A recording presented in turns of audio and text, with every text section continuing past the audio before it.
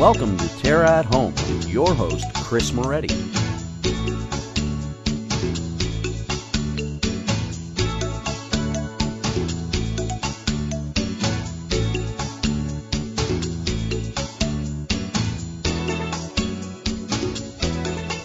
Good morning and welcome to TERRA at Home. I don't know how we got here, but we've reached Halloween. I can't believe it. Rachel, thank you for joining me. Chef Rachel Johnstone is joining me first off in the show today because we're doing something a little bit different. The pumpkin is sort of the lowly vegetable in the squash family that we revere for the Halloween season, and then it gets kicked to the curb and out of our minds.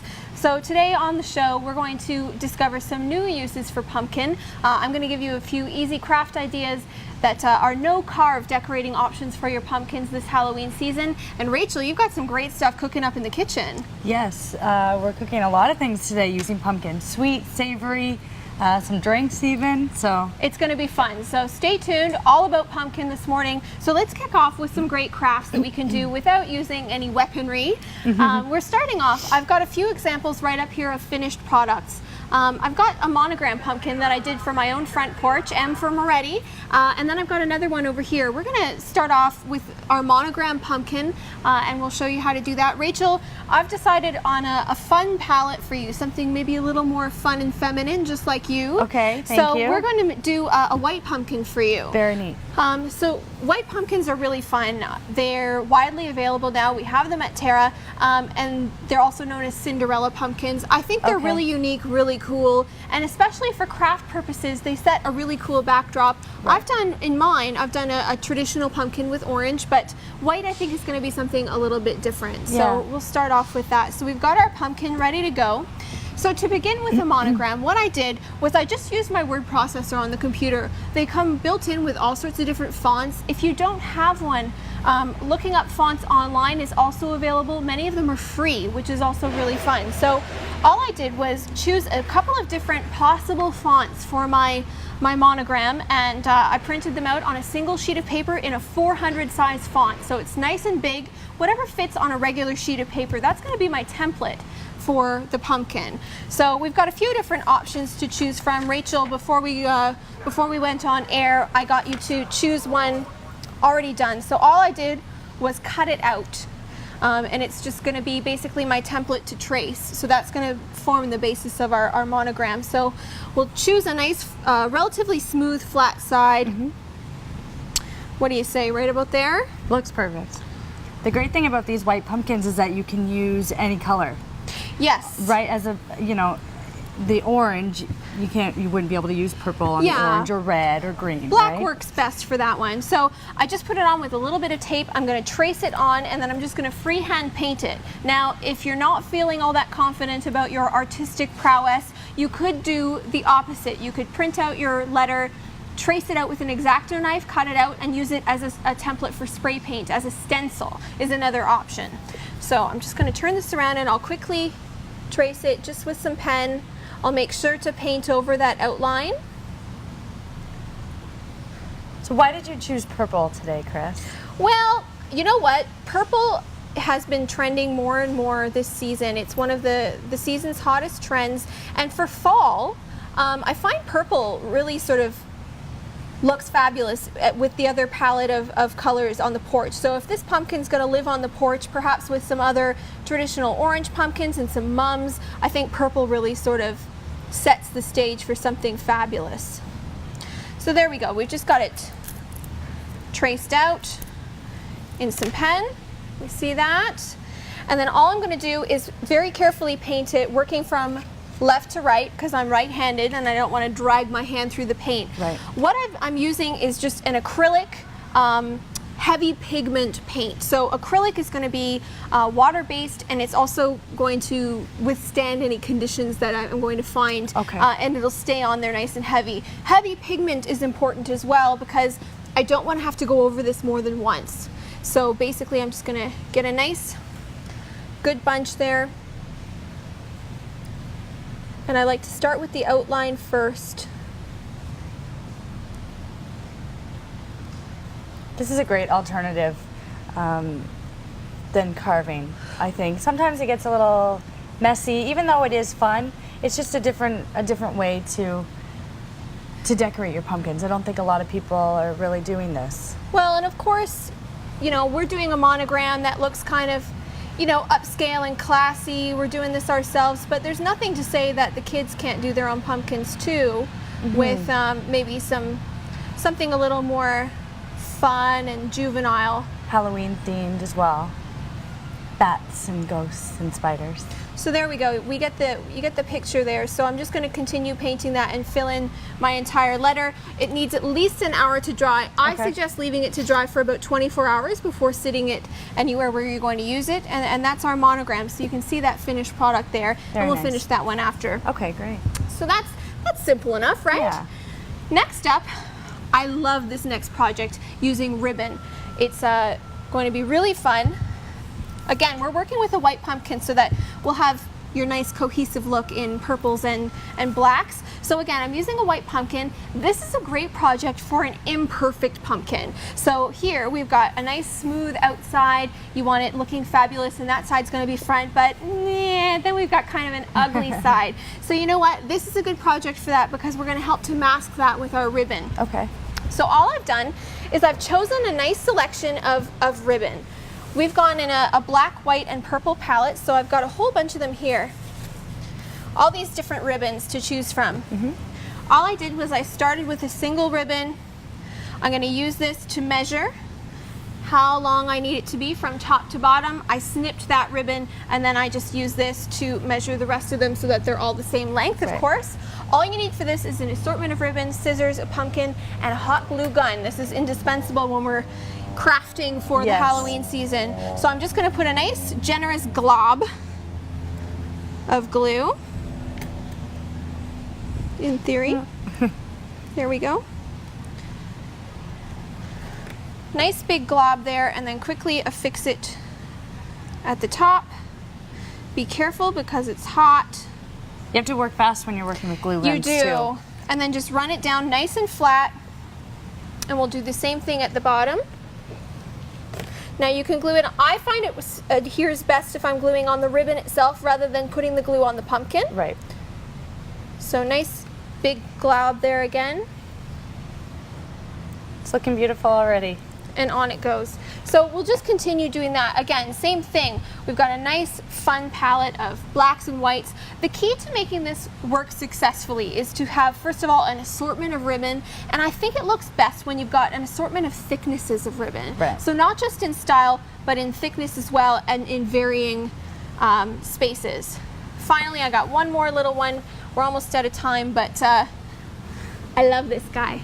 Our little spider pumpkin. Isn't that cute? So this is an ornament I found at TERRA for the Halloween season, and I've again used my hot glue gun to affix a ribbon made of sequins, and we're making a nice little spider web, again just with hot glue on each side in stripes, and then I've simply strung it along with dabs of glue all along the outside. You could do this with wire or with any other kind of ribbon as well to make a nice little spider web for our pumpkins. Great ideas, Kris. There we go. Just a few alternative ways to use our pumpkins this season as opposed to carving them. Coming up next after the break, Chef Rachel's going to show you, if you've carved pumpkins, what to do with them when Halloween is over. Yeah. Stay with us for more from TERRA at Home.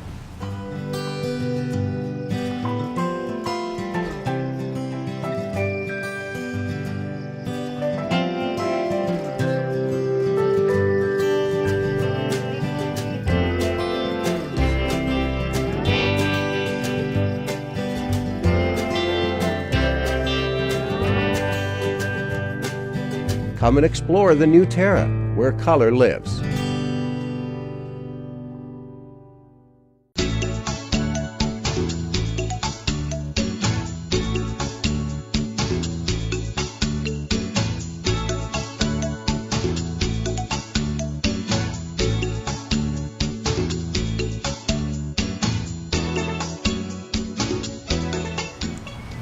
Welcome back to TERRA at Home, where Chef Rachel and I are having fun with pumpkins. Rachel, we're back in the kitchen. Yep. And we've got a whole lot of stuff here, but the pumpkin is the star. We're going to make all sorts of great treats involving pumpkins. Yes, we are. First of all, let's talk about how to use fresh pumpkin. I think it's a good idea. I mean, it's not something that's very hard to do. So instead of going out and buying that can of pumpkin puree, I think this year you should try to make your own. Well, we're putting them to good use, right? Once we make jack-o'-lanterns out of them, we might as well cut them up and use them for something Exactly. to eat. So when you're doing this, obviously start off with a clean pumpkin. You want to take the top out if you can, cut it in half, get everything out, right? Like if you're doing this from scratch, obviously you've already done this if you've carved your pumpkin. And then once it's all clean, you want to put it on a baking tray down like this. You can cover it in foil if you'd like, and in the oven for just over an hour, maybe an hour and 15, hour and 20 minutes at 375. Okay. Okay. And you know, see how it gets dark here, and on the inside you can tell that it's nice and caramelized. And then from there you can just scoop it out of the you know, the shell that it's in there, and puree it up. Beautiful. The other option is what I did with this pumpkin puree, and I boiled it. Okay. So same thing, you want to peel it, Right. cut it into big chunks in a pot, fill it up with cold water, bring it to a boil, and you want to let it boil for maybe a half an hour or so, just like you're cooking, you know, squash or potatoes. And then again, puree it up when you're done. You don't even have to add anything to it, and then you have lots of pumpkin puree for all the treats that you're going to make. Fabulous. All right, we're going to put that puree to good use. So we're using the boiled one. Maybe for the next ones we'll use our roasted pumpkin. Sure. So Yeah. we're going to start off with something maybe a little more expected, sweet treats with pumpkin. And in Yes. the next segment, you'll see something a little more unexpected. So Exactly. Okay, so we're going to start off with a pumpkin bread with a Okay. cream cheese filling. Sounds okay. great. So starting off with 8 ounces of cream cheese, a little bit of flour, and some sugar. Put in about a teaspoon of vanilla in there, and 1 egg. And this is going to be the filling. Then we'll make the actual dough. We'll use a spoon and we'll mix this up. Great. Okay. For the rest of the dough, it's, you know, your standard baking ingredients. We have Okay. some flour, baking soda, and salt. Should I mix that in here? Sure, I yep. can do that. So there's our flour. Yep. Get this nice and smooth. There's the salt. All of this goes in? All the salt. I'm going to keep stirring this up because I want it to be smooth, so I'll guide you with the next bowl. Sure. So These that's our are- dry ingredients. Yeah, exactly. In this bowl we have some canola oil. Okay. So to that we're going to add our pumpkin puree. Right. And we've got just over a cup there? Yes, it's about 1.25 cups. Do you have a spoon I can use there? Yes, Wonderful. there you go. And then we have 1.5 cups of sugar and 2 eggs. That makes up our wet ingredients. I'll crack these eggs in there for you. Great. So you don't even really need a mixer for this, though if you had one, you could definitely use it, but you could just do everything by hand here. Then you want to mix your wet ingredients into the dry. Okay. Okay? Look, Mom, I'm baking. With help from Chef Rachel. Is this standard for any kind of cake or something, or bread, where we want to mix the wet and dry ingredients separately? Yes, that's usually, you know, there's certain rules when you're baking, and that's usually how it goes. You know, you get them ready separate and then slowly mix them together. Okay, so I'm just going to stir up those dry ingredients. So that, again, was our flour, salt, and baking powder. Baking soda? Baking Yep. soda. And wet. Perfect. Thank you. Yeah, you're doing all the work today. I like this. I've taken over the kitchen. Look out, everyone. So this should make 2 loaves. We'll see how that goes. And so I've got my pans greased here. Okay, and then what we're gonna do is, when it's There you all go. mixed up, okay, I'll mix it a bit. You wanna get right down there into the flour. Make sure it's mixed really well. At this point, it might even be better to use a spatula. Okay. Just make sure everything is mixed well. So we have our pans greased and ready to go. So we'll pour our batter in. Some of the cream cheese mixture on top. Cover it again with some more batter. You can even swirl it around with a knife too. Ooh, so if you're getting fancy. So when you cut the finished product, it has a nice swirl of cream cheese in the middle. Great. Okay, so you want to make sure this is all nice and mixed, and we'll do one to see here what it looks like.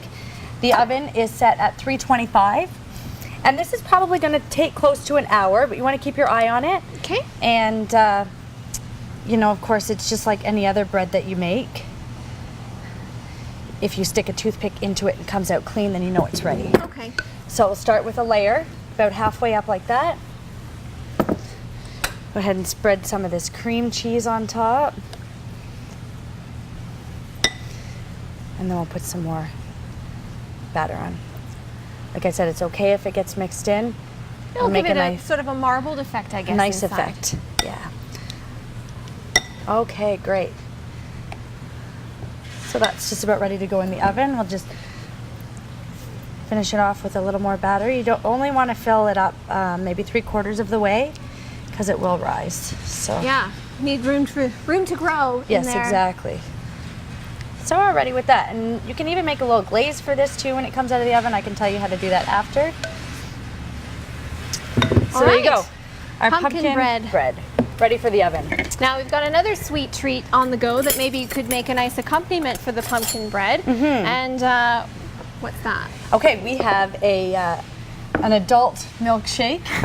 It's a pumpkin bourbon milkshake. Hello. That Okay. sounds great. Yeah, so you're gonna help me with this too, because you're beside the processor there. Okay. So we're gonna do this in a food processor, but again, a blender works just as well. Okay. If you could grab me the ice cream. I can do We have that. ice cream in the freezer we're gonna start with.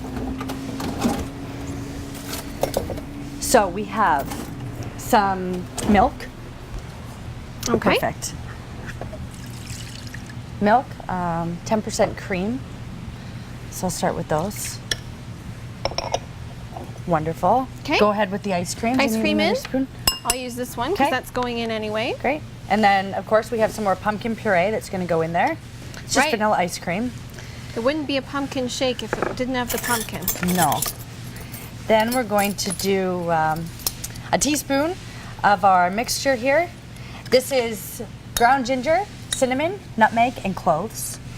Sounds good. So we'll put that in. Perfect. We have some vanilla. Of course, the bourbon. Naturally. Go ahead with that. Graham cracker crumbs. And like I said, our puree. And we can mix that all together. We have some glasses here. All right, so we'll get that mixing, and that's an extra special treat to add. When we come back after the break, we've got some more unexpected ways to use pumpkin. So stay with us, and we'll show you more great uses for your pumpkin. Great.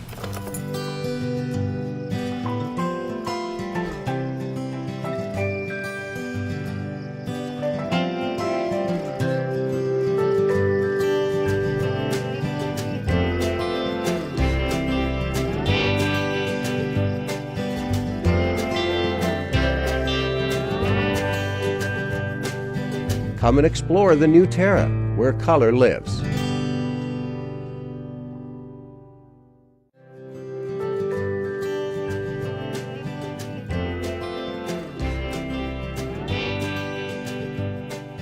Come join our colorful team at TERRA, where color lives.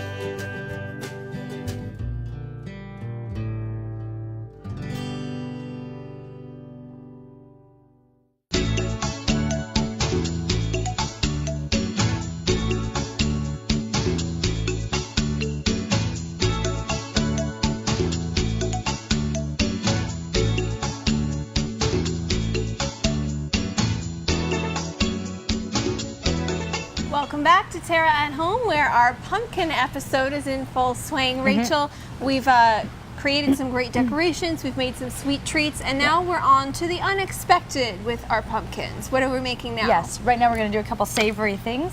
So we're going to start with a pumpkin risotto, okay, and then a pumpkin hummus Sounds awesome. I'm for a excited. nice snack.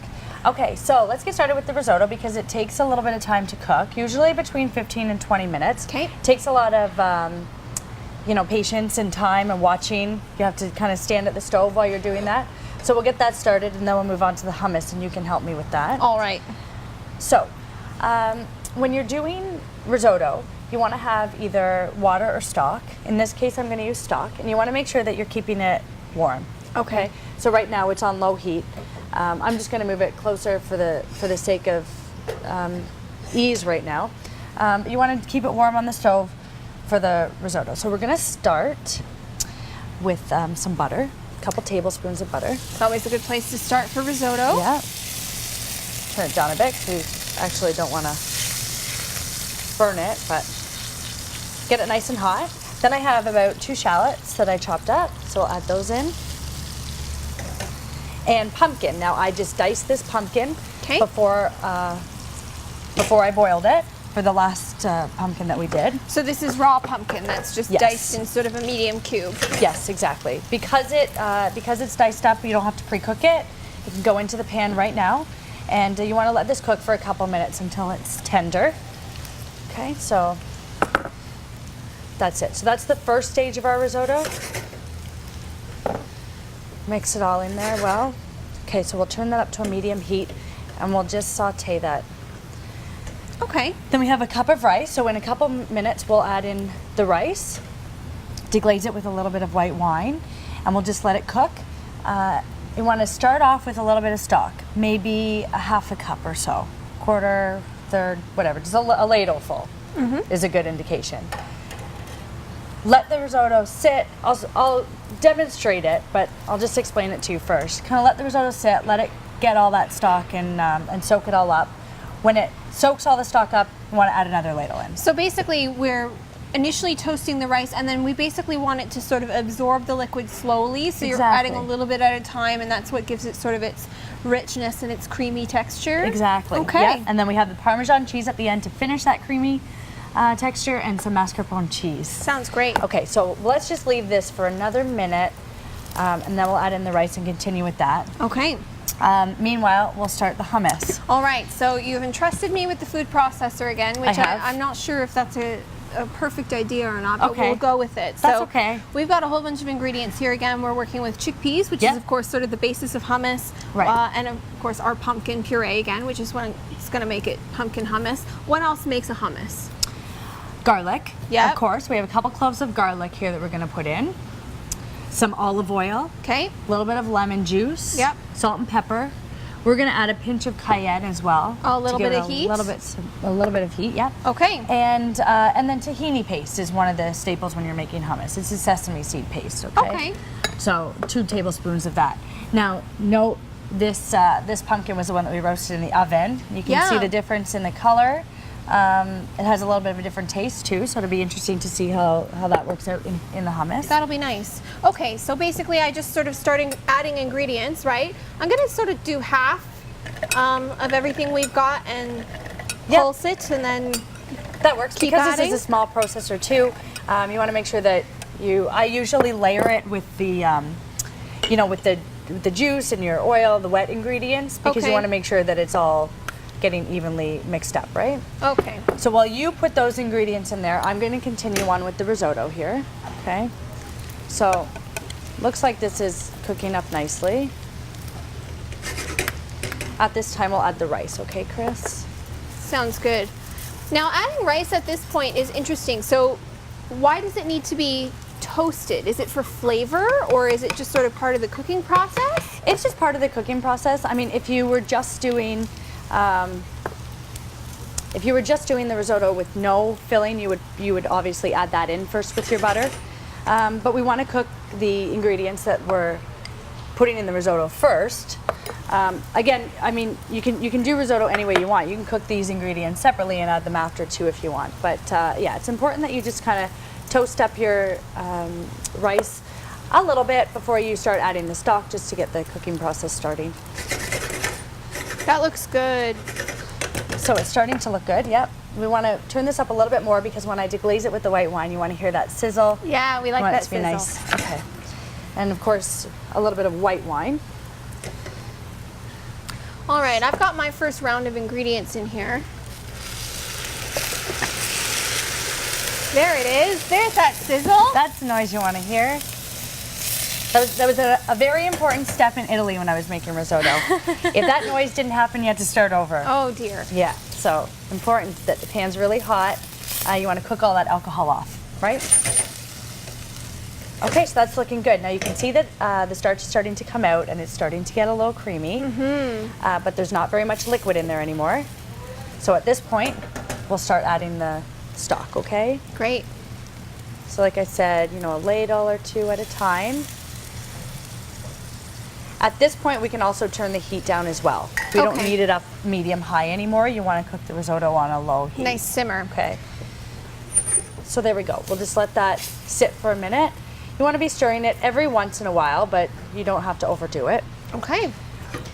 Okay, and we'll come back and check on that. Like I said, a nice risotto takes about 15 to 20 minutes, somewhere in there, okay? So we'll keep our eye on that. In the meantime, I've got my first round of ingredients in the hummus, and we're just going to pulse it together, yes? Go for it. Oh. That's not so bad. No, looks great. Okay. That's great. That looks really good. It's coming together nicely. What we're going to serve with our hummus, once you're done doing that, is just some baked pita. So I'm going to lightly brush it with some olive oil. Season with salt and pepper, and I like to put on herbs as well, so we can chop up some fresh herbs and put those on. Maybe even a little bit of the cayenne pepper. Okay. Toast it in the oven, maybe 10 minutes, and then we can cut it up and we have nice pita chips for our Sounds hummus. great. We'll continue on here. When we come back, our pumpkin feast will be complete. Stay with us on Terra at Home.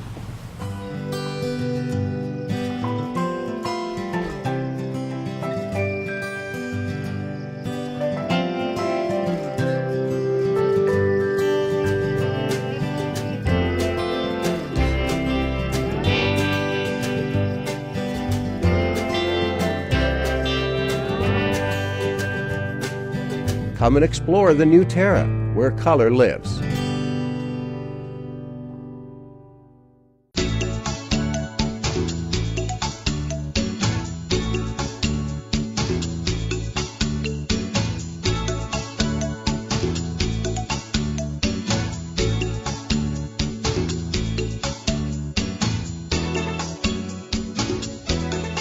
Welcome back to Terra at Home, where Chef Rachel has prepared a fabulous pumpkin feast.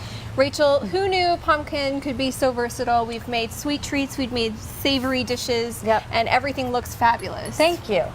Thanks. I'm just finishing up the risotto now, so you know, what you want to do is you want to keep adding the stock until the risotto's done. So until it's al dente or the texture you like it, so you want to keep trying it. Yeah. When you're all done, you can season it with salt and pepper. And then that's when you add in your cheese. Okay. So we'll add in the Parmesan and the mascarpone. That will be delicious. Yeah, it's something a little different. Want to mix it all in there so it melts, and then we're ready to serve. And this can be served as a main course or as an appetizer. Oh, it looks amazing, go. and it turned out really beautifully. The pumpkin itself is such a beautiful color. What a lovely fall dish. It's fabulous. Yes. We're going to put finishing touches on our bourbon milkshakes as well. Bourbon pumpkin grown-up milkshakes. So these are sitting right here.